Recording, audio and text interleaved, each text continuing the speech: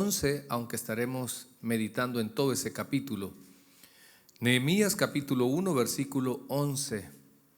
Esdras, Nehemías y Esther, esos tres libros son contemporáneos. Nehemías 1:11. Búsquelo ahí, es Antiguo Testamento. Ya, eso, hermana, gracias. Nehemías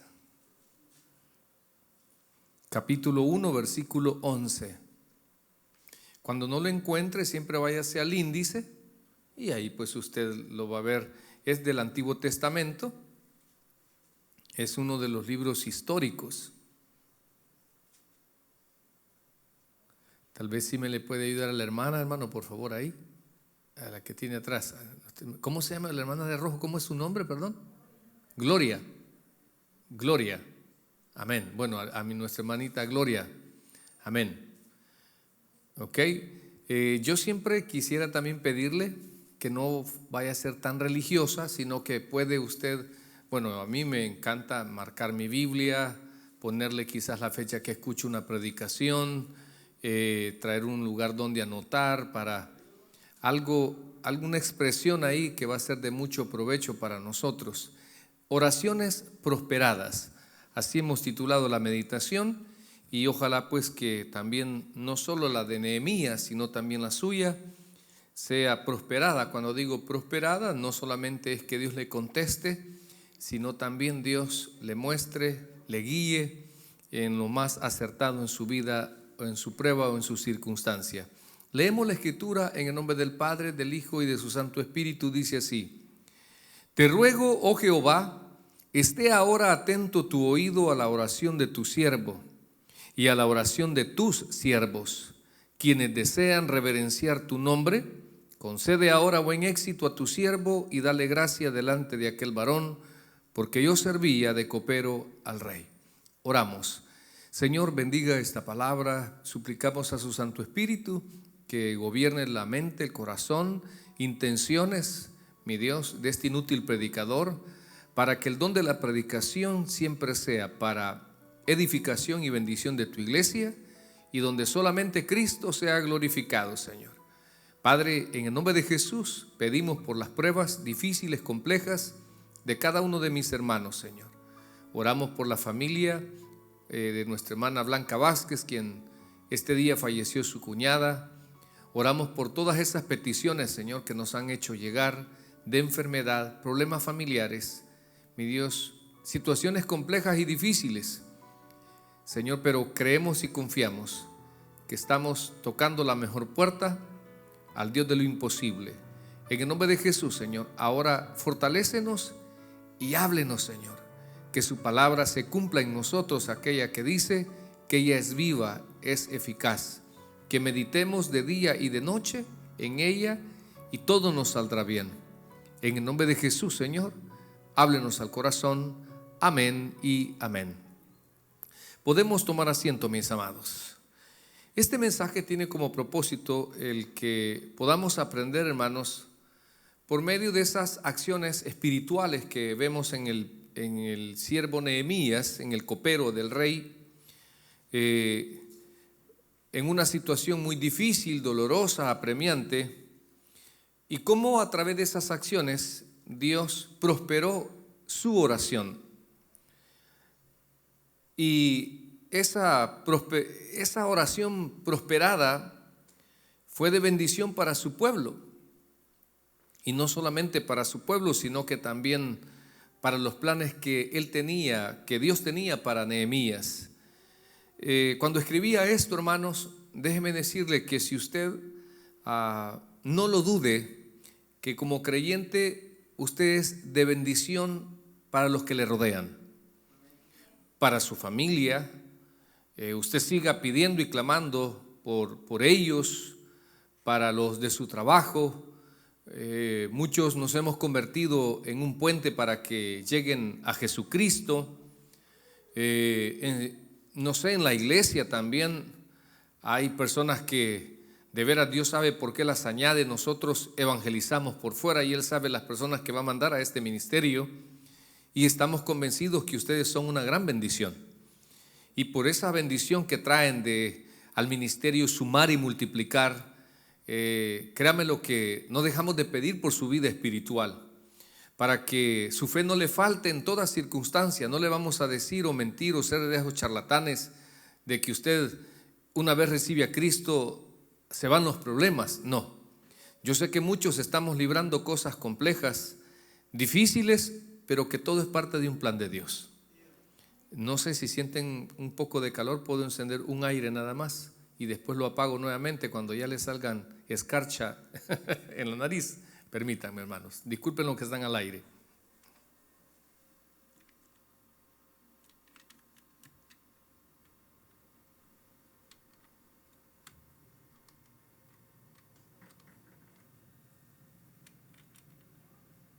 Amén. Ok, ahí estamos, solo los ventiladores vamos a poner.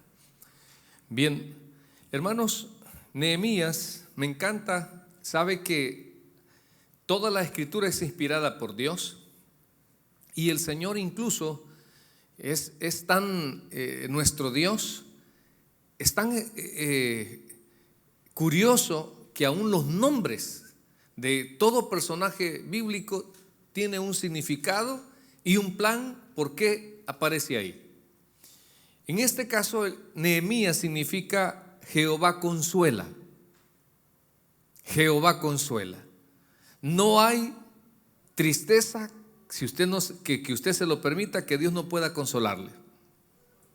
Cualquier tristeza, hermano, cualquier vacío, cualquier nostalgia, cualquier dolor, no importa en qué estado anímico usted pueda estar pasando o viviendo, si usted le permite o le permitimos, Dios puede consolar o fortalecer su vida.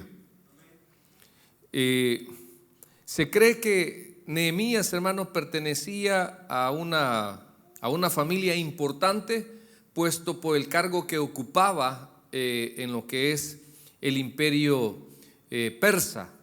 Vamos a conocer un poco de historia sobre esto, quizás para ponerlo en perspectiva.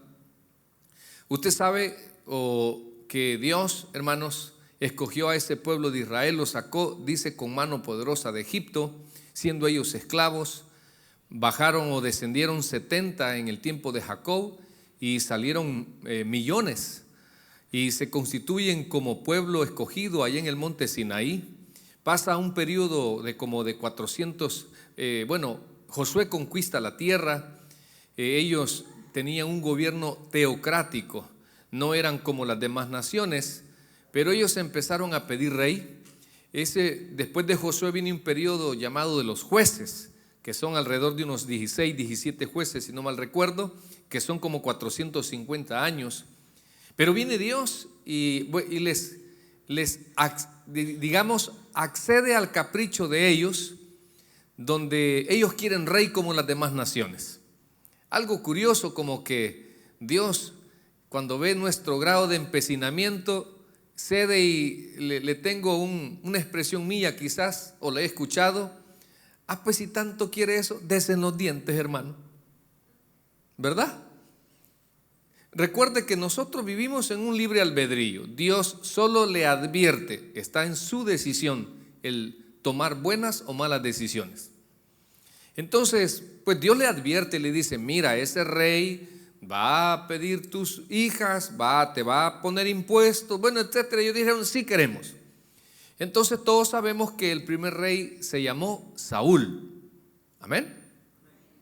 Luego, después de este rey, por su desobediencia, etcétera, elige a otro llamado David. Luego de David sale Salomón, el tercer rey, y luego hasta ahí, hermanos, el reino se divide. Se divide en el reino del norte, conocido como Israel, y el reino del sur, conocido como el reino de Judá, que de ahí viene el término judío, no porque ellos sean fregados, sino que de la tribu de Judá. Ahora, pero el reino del norte es más conflictivo que el reino del sur.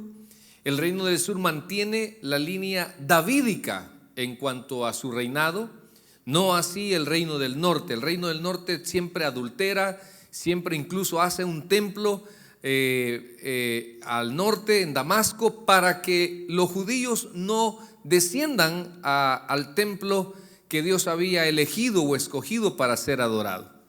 Entonces, en el 722 es conquistado el reino del norte por el imperio asirio. Luego en el 585 es conquistado Judá por el imperio babilónico. Luego, después del imperio babilónico, estando en el imperio babilónico, se van cautivos ellos 70 años. Esto se le es revelado al profeta Jeremías, que debido a la desobediencia del pueblo de Judá, que ellos creían que Dios era incapaz de que los exiliaran o los llevaran esclavos. Dijeron: no, ¿cómo va Dios a hacer eso? Si nos sacó de Egipto, dijo que esta tierra era nuestra y que la íbamos a poseer.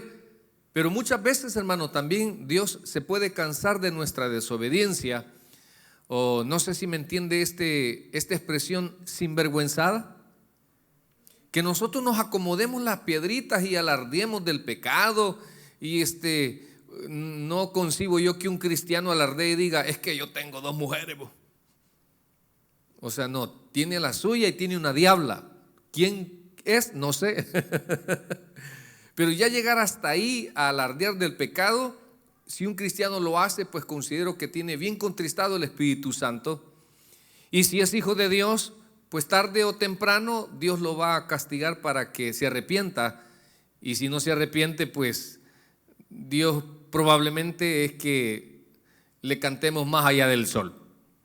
No lo digo yo, lo dice la Escritura. Entonces, pero en el 586 pasan 70 años y el libro de Esdras, Nehemías y Esther, ellos describen esa repatriación del pueblo de Israel a Reino del Sur. Esdras, hermanos, es un escriba y a él se le encomienda reconstruir el templo.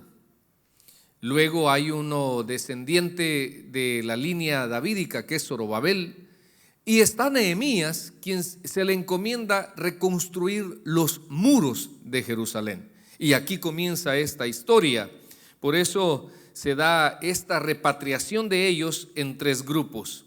Uno es con el decreto de Ciro, rey de Persa, allá por el 539. Luego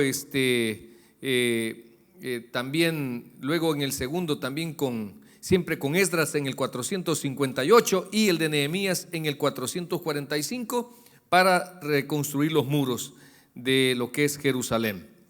Ahora, los temas relevantes, hermanos, de este libro, que son 13 capítulos, que si usted quiere, dése la tarea a leerlo.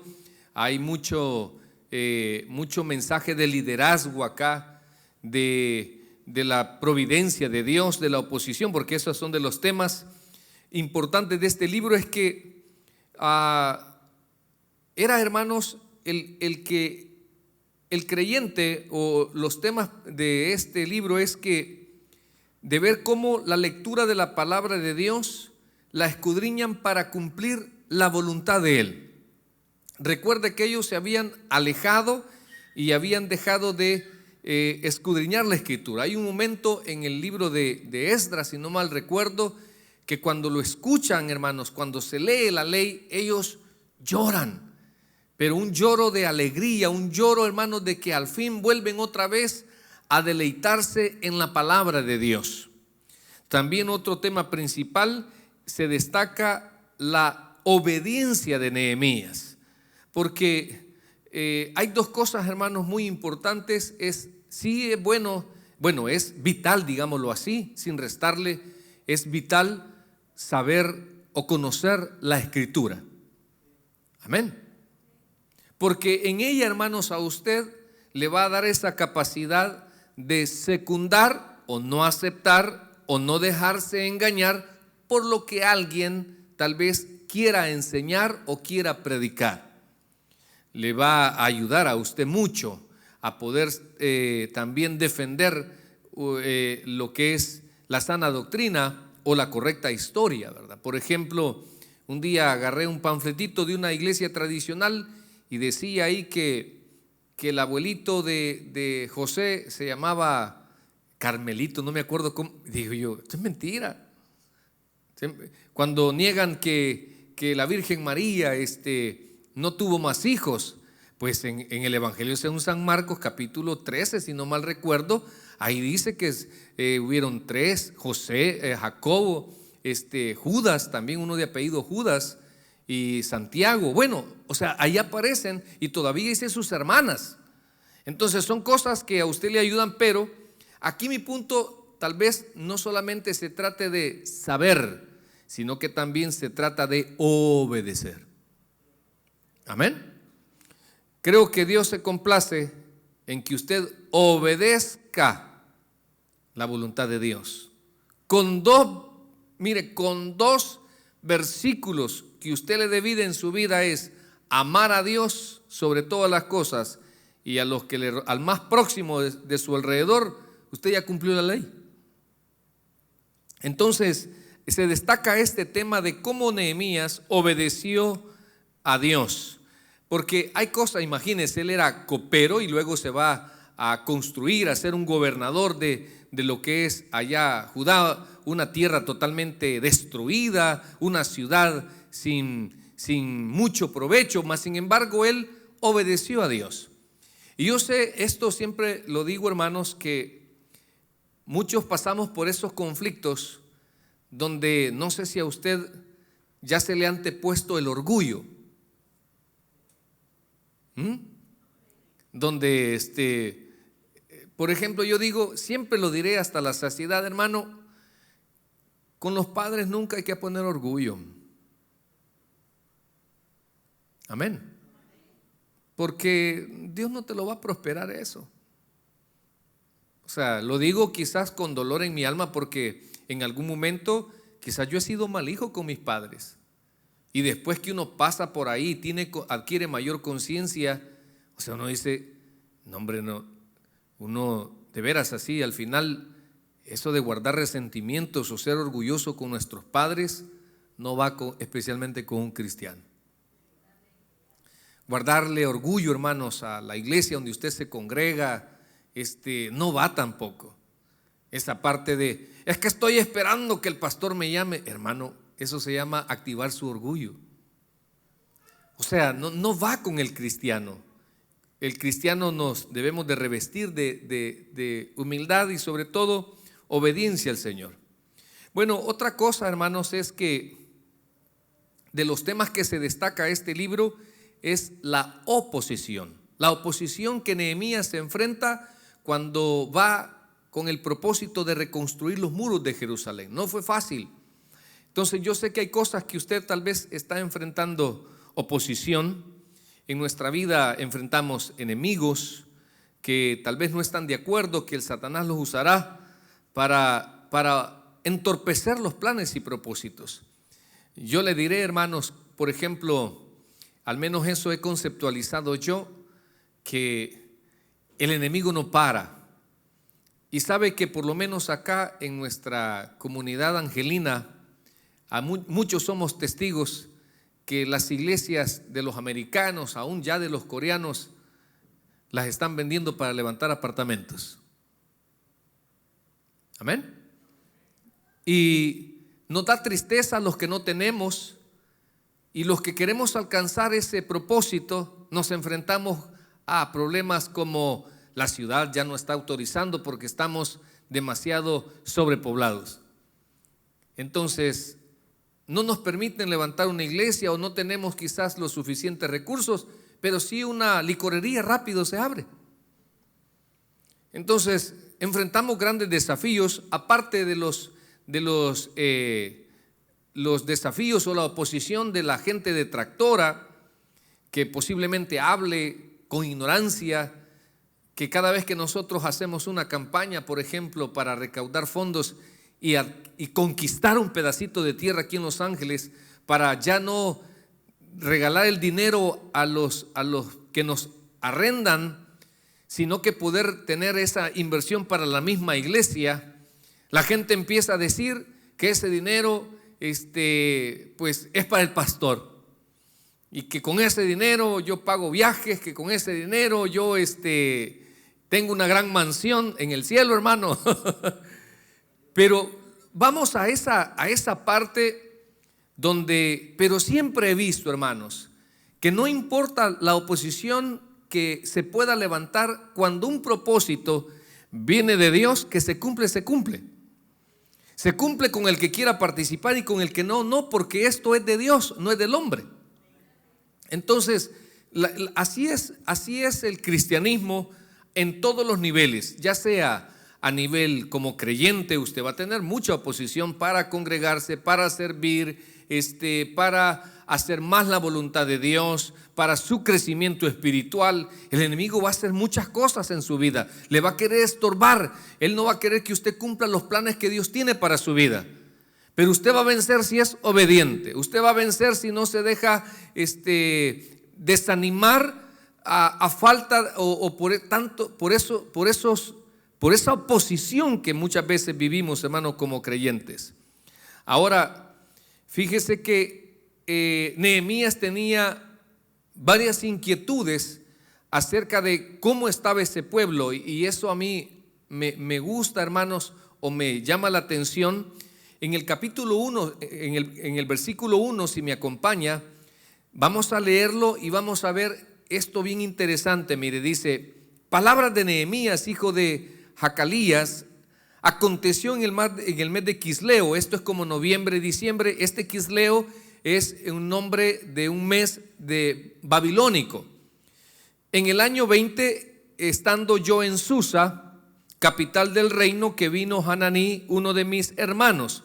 Algunos dicen que no era un hermano de raza, sino que un hermano en carne, con algunos varones de Judá, y les pregunté por los judíos que habían escapado, primero los que escaparon, por los que había quedado en cautividad, quedó mucha gente pobre ahí en esa ciudad, y por Jerusalén, lo que es la ciudad. Y me dijeron, miren la respuesta: el remanente, los que quedaron de la cautividad allí en la provincia, están en gran mal y afrenta, y el muro de Jerusalén derribado y sus puertas quemadas a fuego. Hermanos, realmente lo que yo admiro de Nehemías es que él no se olvidó de dónde venía, ni tampoco de su tierra. Yo creo que muchos acá tenemos esa experiencia, y hermanos, siempre ore por su país, hombre, de origen. Son problemas sociales bien focalizados, corrupción política, abuso de poder, de autoridad, plagas como las maras, el narcotráfico. Son cosas bien duras, la pobreza, la desigualdad, que es bien latente, hermanos. Y muchos creo que decidieron venirse acá a este país porque no se les presentaban las oportunidades que tal vez aquí tienen. Nunca iban a pasar de lo mismo, no sé qué les llevó, pero más sin embargo hay personas que se olvidan de sus raíces, se olvidan de dónde son. Algunos se les pregunta: ¿y usted de qué país es originario? No se le nota que es centroamericano, ¿verdad? Hermanos, se nos olvida y siempre me llama la atención eso. Ahora, ¿cuánta historia he escuchado yo de personas que dicen: mire, pastor, mi familiar o mis hijos o mis padres se olvidaron de mí? Yo quisiera que usted se dé la tarea de ser un mejor hijo. El día que se independice, acuérdese de sus padres. A mí me encantan esas buenas costumbres de vez en cuando ir a ver a los papás con los hijos. Mi mamá tenía esa costumbre también, siempre visitarme. Y ya le dije que a pesar de que tal vez yo no necesitaba nada, pero siempre aparecía con una libra de frijoles, su libra de azúcar y su libra de sal. A ver, ¿por qué queda yo hoy salado? Pero no, siempre aparecía. Y yo le decía: mamá, o platanito, siempre, mamá, ¿y por qué no me traiga nada? Yo no necesito. Fíjese cómo el concepto uno le resta bendición incluso al dador, alegre, ¿verdad? Y lo recuerdo también con mi abuelita. Mi mamá nunca, en todos los años que yo estuve viviendo con ella, que fueron 20, nunca vi, hermanos, cada 15 días fielmente ella visitó a su mamá, a su pueblo, y nunca fue con las manos vacías. Siempre, hermanos, llevaba algo para su mamá. siempre, y no éramos creyentes. Y yo felicito a aquellos que siempre están pendientes o que siempre hablan o que siempre le dan aunque sus papás no necesiten, y que tienen esa disposición. No tenemos esa cultura de ir a dejar a un convaleciente a nuestros padres, ¿verdad? Sino que decidimos compartir con ellos su tiempo, sus enfermedades, etcétera. Sí se puede, por supuesto, ¿verdad? Así que estas son de las cosas que a mí me llaman la atención de Nehemías, cómo él se preocupó y le causó tristeza, dolor el saber que estaban en un gran mal y afrenta, o sea, una gran calamidad. Estaban siendo avergonzados, a saber, un abuso de poder que había ahí, donde recuerde que a partir del 585, cuando son conquistados, se le llama el famoso periodo de los gentiles, donde ya este pueblo, hermano, es sacado, expulsado, regresan expulsado, hay matanzas, hay abusos. Usted no tiene una idea cómo este pueblo de Israel, en el caso de Judá, ha sufrido. Luego dice que fueron los muros derribados y las puertas quemadas a fuego. Entonces viene él y ya leímos el versículo 11, que él dice que cuando escuchó todo eso, él vino y al final del proceso que vamos a ver, le dice a Dios: te ruego, Jehová, esté ahora atento tu oído a la oración de tu siervo y a la oración de tus siervos. O sea que habían más pidiendo por lo mismo. Quienes desean reverenciar tu nombre, concede ahora buen éxito a tu siervo. Que eso es lo que yo quisiera, que sus oraciones también, aquellas que van a glorificar a Dios, aquellas que son correctas, o sea, que usted pida por su papá, por su mamá, por un trabajo, que usted pida, no sé, cosas que glorifican a Dios. Porque hay hermanos que ya le he dicho, parece broma, hermano, pero pastor, ayúdeme a orar para que mi novio deje a su esposa, para que, ¿cómo? O sea, cosas que no van a glorificar a Dios. Pero aquellas, hermanos, que sí realmente tienen una acción de bien para alguien, por ejemplo, claro que sí podemos pedir, claro que sí podemos clamar. Y en este caso, si seguimos leyendo en el capítulo 2, Dios le prospera la oración ¿cómo se llama? A Nehemías. El rey se da cuenta, él no puede esconder su tristeza, su dolor por su pueblo. Y Dios utilizó a este imperio medo-persa para cumplir los planes en el pueblo de Israel. Ahí vemos también en ese entonces a la reina Esther. Se cree que este rey, ella de alguna manera, este rey tenía simpatía con el pueblo judío, porque la reina Esther de alguna manera había tenido una educación indirecta hacia él. Entonces mire cómo Dios cumple sus planes y prospera esas oraciones genuinas, que son las que yo quisiera que aprendiéramos ahora, ese proceso en Nehemías para que sus oraciones fueran prosperadas. No solamente le dijo que fuera a su tierra, sino que también lo mandó con cartas para que pudiera llevar madera, para que pudiera llevar material, para poder estar un tiempo allá en Jerusalén.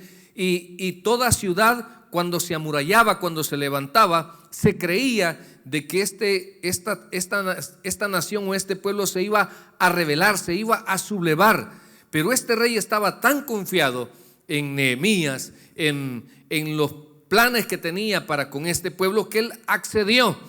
¿Por qué accedió, hermanos? Porque Dios estaba detrás de todo esto. Y yo quisiera que usted permita que también Dios esté detrás o esté convencido que Dios de alguna manera quiere estar detrás de nosotros para que cumplamos sus planes y propósitos, o nuestras oraciones sean prosperadas. Damos inicio entonces, mire, el proceso de Nehemías para que sus oraciones fueran prosperadas. Número 1, en el versículo 4 dice: cuando oí estas palabras, me senté y lloré. Cuando él escuchó las malas noticias, él se sentó y lloró. Aquí un buen principio, ¿verdad? ¿Quién dice que los hombres no podemos llorar por una mujer que ha pagado mal? ¿Ah? Si somos humanos, tenemos sentimientos, Claro, es natural que usted se sienta triste, se sienta desesperado, se sienta desanimado, se sienta frustrado, se sienta traicionado, se sienta desilusionado. Claro que sí somos humanos, pero dice ahí, y ahí comienza, hermanos, Nehemías, el proceso para que sus oraciones fueran prosperadas. E hice duelo por algunos días y ayuné y oré delante del Dios de los cielos. En ese proceso, hermanos, para que las oraciones de Nehemías fueran prosperadas, en primer lugar, él tomó acciones espirituales en medio de las malas noticias. Amén. Si me acompaña ahí, por favor, hermanos, ellos están pendientes para ver ahí la expresión.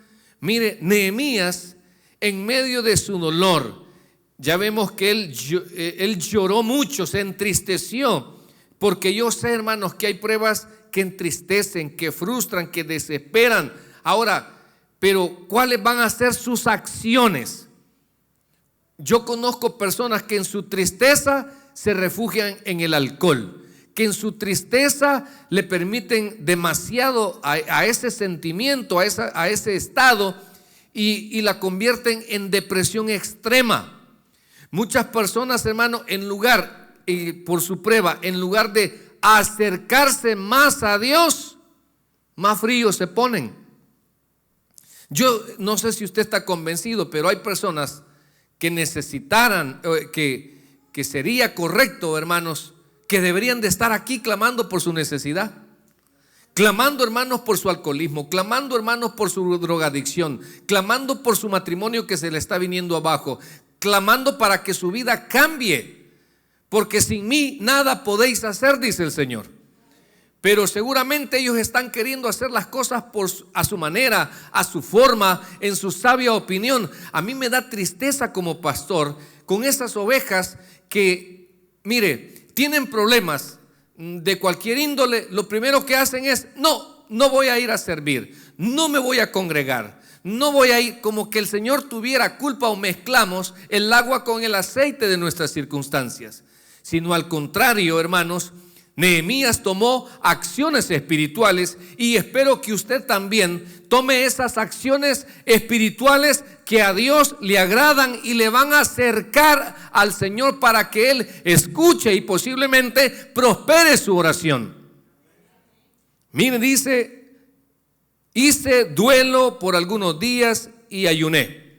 Recuerde que no ayunó, hermanos, Nehemías no ayunó con el propósito de doblarle el brazo a Dios para que le concediera lo que le iba a pedir.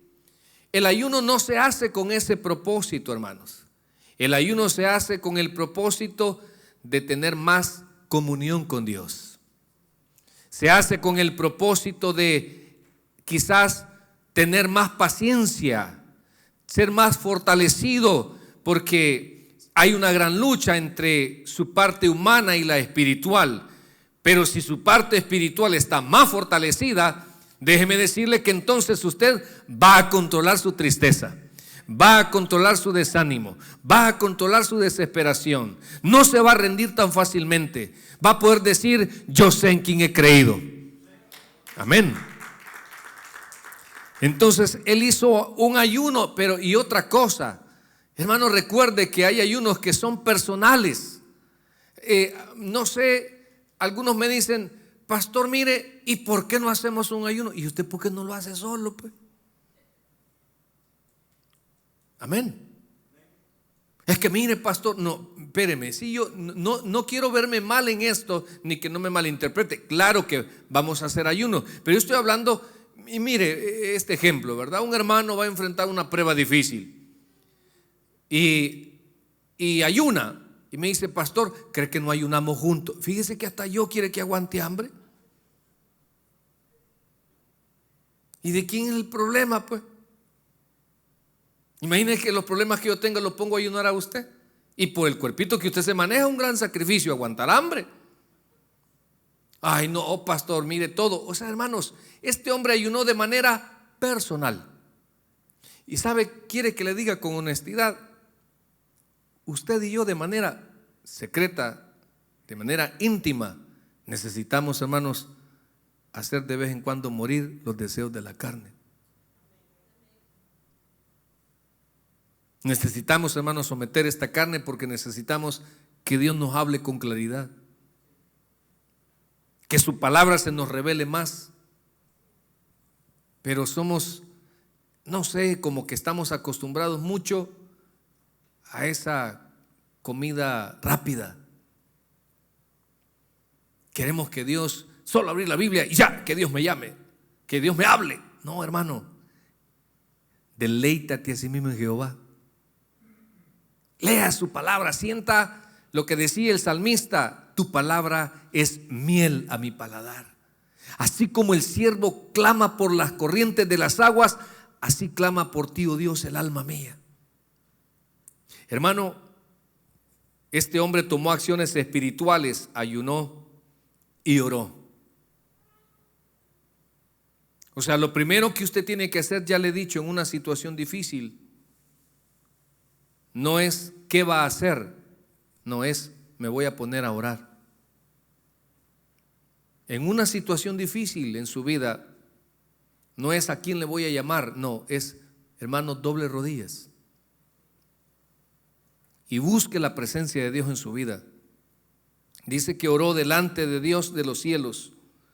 Ahora, en segundo lugar, el proceso de Nehemías para que Dios prosperara sus oraciones. Miren el versículo 5. Y dije: te ruego, oh Jehová, Dios de los cielos, fuerte, grande, temible, que guarde el pacto y la misericordia de los que le aman y guardan sus mandamientos. En segundo lugar, hermanos, ese proceso de oración y que fueron prosperadas esas peticiones de Nehemías es porque él habló o le habló a Dios con ruegos y exaltación. Hay creyentes que solo en las victorias, que solo cuando andan $500 en la bolsa, es mi Dios. No, hermano, esto es como en las parejas. Debemos de amarnos en la salud y en la enfermedad, en la riqueza. Bueno, en la pobreza abunda mucho eso, ¿verdad? Amén.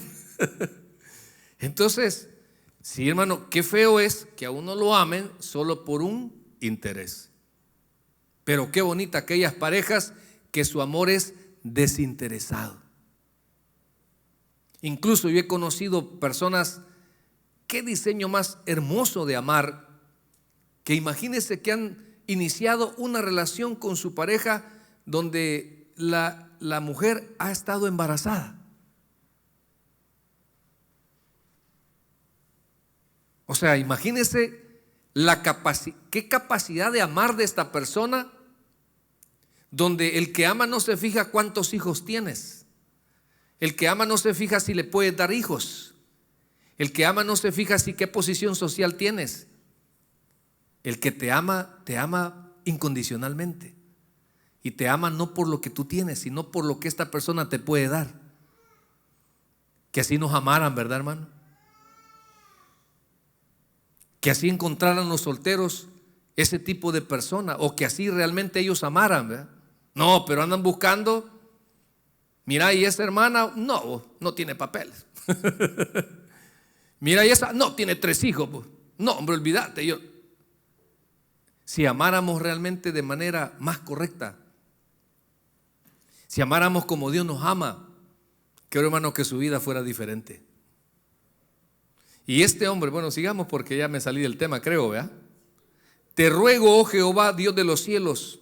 Entonces, qué bonito es, hermanos, o nos enseña que Nehemías habló con ruegos, no con exigencias. Dios nunca va a permitir que usted le pretenda doblar el brazo a Él. Ni tampoco Dios acepta sus chantajes. Bueno, o me contestas, Padre, o entonces dejo de servir. Y dice Dios, deja de servir, vos. El que pierde es vos. Ni un amén, hermano. Nosotros siempre tenemos esa palabra bien bonita. Aquellas personas caprichosas, aquellas personas inconformes, aquellas personas con falta de humildad, aquellas personas que no sé qué andan en la cabeza y en su corazón, cuando yo no voy a servir, pastor. La pregunta del millón, ¿verdad? ¿Ya le consultaste a Dios? Y al final siempre llegamos a lo mismo. No es la voluntad de Dios, porque no tienen esa característica de hablar o hablarle a Dios con ruegos. Y hermano, usted va a ser un buen creyente, no porque Dios a usted lo prospere. Ese no va a ser, sí es cierto, Dios bendice, Dios prospera, pero realmente el ser buen creyente va más allá de todos los bienes materiales que usted pueda poseer, sino que sea capaz de amarle a Dios, exaltar su nombre a pesar de que aún no le ha dado lo que usted le pide. En la congregación hay hermanos que, créamelo, están pasando por un fuego bien difícil. Y yo sé por qué no se han rendido, porque han aprendido a alabar a Dios en medio de aún de lo que no les ha concedido. Siguen congregándose, siguen sirviendo, siguen evangelizando. Y de repente, pastor, voy a corte, hermano, vamos a orar. Y de repente cuando ya viene le pregunto, ¿qué pasó? No, pastor, ya me lo pusieron hasta más complicado. Pero ahí sigue alabando a Dios, fíjese. Ahí sigue yendo con nosotros a evangelizar, o sea, no ha dejado de servir. Digo, ese es el verdadero creyente que Dios quiere que seamos en esta tierra. Que no exaltemos su nombre solo porque me dio lo que yo tanto le estaba pidiendo, sino aún en medio de lo que no me ha dado, poder exaltar su nombre, aún en medio de mi condición. Porque en este caso, hermano, Nehemías, ¿qué era? Un esclavo. Estaba en la tierra que no era de él. Y mire las palabras que le dice: Dios fuerte, Dios de los cielos, fuerte, grande, temible. Ya le he dicho que Dios es Dios, nos sane o no nos sane. Dios es Dios, le dé o no le dé lo que usted le está pidiendo. Y yo siempre solo me acuerdo de Job, hermano. Jehová dio, Jehová quitó, sea por siempre el nombre de Jehová bendito. Cuando Dios a usted soberanamente le quite algo, alábelo. Cuando Dios soberanamente permite una enfermedad en usted, alábelo. Cuando Dios no le conceda lo que según usted o cuando usted quiere, alábelo. Porque entonces sus oraciones serán prosperadas, serán escuchadas con agrado, serán escuchadas, hermano, y motivadas allí en los cielos, sin orgullo, sin condiciones, sino con exaltación. Y dice, mire, que guarde el pacto y la misericordia de los que le aman y guardan sus mandamientos. En tercer lugar, hermanos, para casi ir terminando, el proceso de Nehemías para que sus oraciones fueran prosperadas. Mire el versículo 6 y 7. Esté ahora atento tu oído y abierto tus ojos para oír la oración de tu siervo, que hago ahora delante de ti día y noche, por los hijos de Israel tus siervos, y confieso los pecados de los hijos de Israel que hemos cometido contra ti. ¿Se incluyó, hermano? Amén. Sí, yo y la casa de mi padre hemos pecado.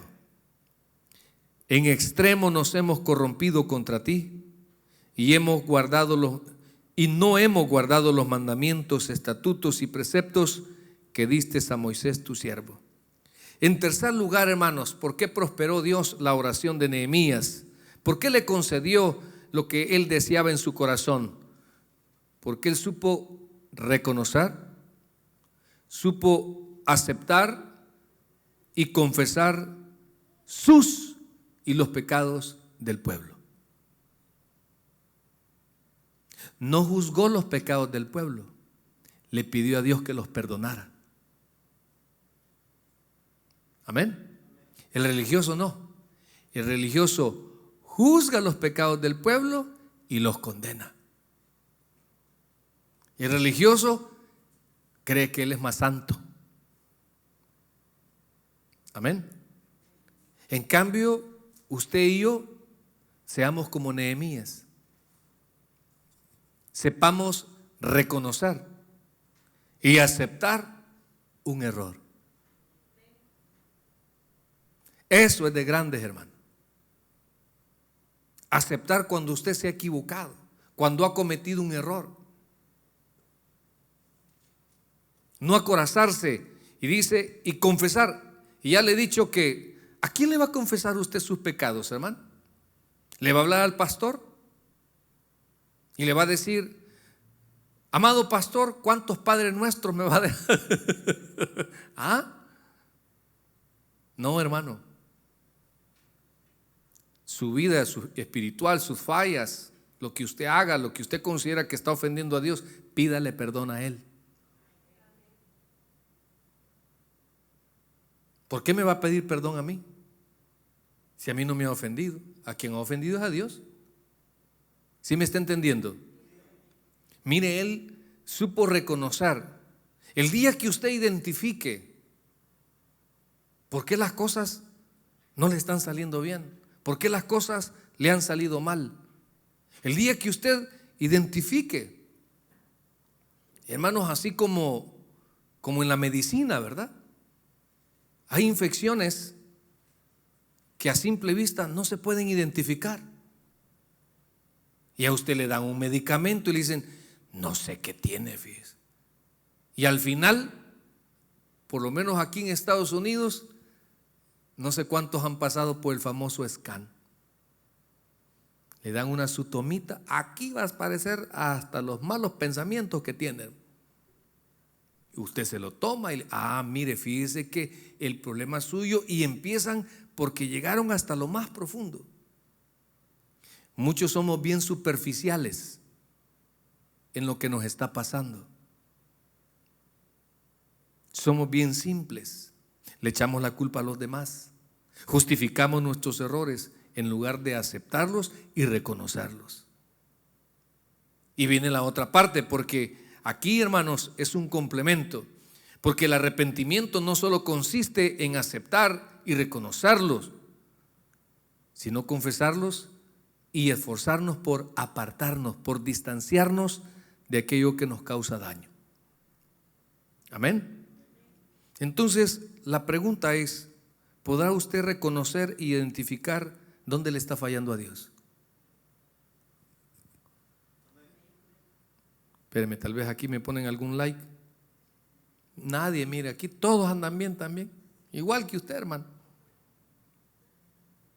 ¿Podrá usted identificar y decir, es que esto es, hermano, como cuando a usted ya le han dicho que no coma eso porque le hace daño?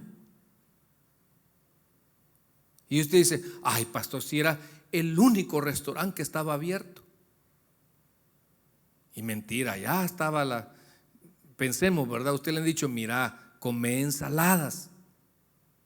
Pero no, usted quiere seguir con la hamburguesa. Y usted ya las arterias las tiene todas tapadas. Pero como usted, mire, pastor, es que yo, ¿cree que hay un lugar de esos abiertos donde venden comida healthy? Ni modo, pastor, me tuve que comer. Yo no iba a pedir 4 o 5 pupusas de chicharrón, yo solo una, pero no me oyó la señora, fíjese. ¿Cuándo vamos a nosotros a reconocer e identificar dónde que estamos fallando? En nuestra vida económica, hermano. Usted puede identificar dónde que se le está fugando el dinero. Algunos son esclavos de sus deudas por su mala administración, por su manera impulsiva, por su manera emocionalista. Hermanos, son tiempos bien difíciles. Miren, en cuarto lugar, ya se me va el tiempo porque quiero dejarle aquí a nuestro hermano Elio el proceso para que Dios prosperara, hermanos, las oraciones del profeta. Miren versículo 8 y 9. Acuérdate ahora de la palabra que diste a Moisés tu siervo, diciendo: si vosotros pecareis, yo os dispersaré por los pueblos. El castigo. Pero mire qué lindo el Señor. Nos deja siempre un camino para volver, una señal. Pero si volvieres a mí y guardares mis mandamientos y los pusieres por obra, aunque vuestra dispersión fuere hasta el extremo de los cielos, de ahí os escogeré y os traeré al lugar que os escogí para hacer habitar allí mi nombre. En cuarto lugar, hermanos, la oración de Nehemías fue prosperada. Mire qué lindo, porque, hermanos, él expresó hasta dónde podía obrar Dios por medio del arrepentimiento. La mejor llave que usted tiene para que Dios extienda su misericordia, extienda su bondad, le dé nuevas oportunidades que tal vez las personas no se las den. Hermano, esa llave se llama arrepentimiento. El arrepentimiento, este punto tiene un poco de relación con el anterior. Número uno es ponerle un alto a la vida o a las áreas que usted considera que no están bien con Dios. Amén. Decir, bueno, yo le voy a poner un alto. En segundo lugar, voy a dar la media vuelta y me voy a distanciar de ella y me voy a acercar más a Dios. Y al final, Dios prosperó la oración de este siervo, y es mi deseo que Dios también prospere la suya. Le damos un aplauso al Señor y oramos con nuestro hermano Helio. Amén. Oramos, hermanos. Gracias, Señor. Como dijimos al principio, veníamos por una palabra y nos la llevamos. Arrepentimiento. El arrepentimiento es clave para todo, tanto como para el inconverso para acceder a la salvación, como para nosotros los creyentes para dejar de hacer aquello que a Dios no le agrada. Esa pregunta quemarropa yo me la llevo en mi corazón, hermano. Ay, si usted, pues, no sé, si no aplica para usted, pues qué bueno. ¿Qué es lo que estoy haciendo que a Dios no le agrada? Una pregunta directamente de Dios hacia mi persona. Si usted está dentro de mi club, bienvenido. ¿Le parece si oramos los unos por los otros? Y así detectamos a dónde le estamos fallando al Señor.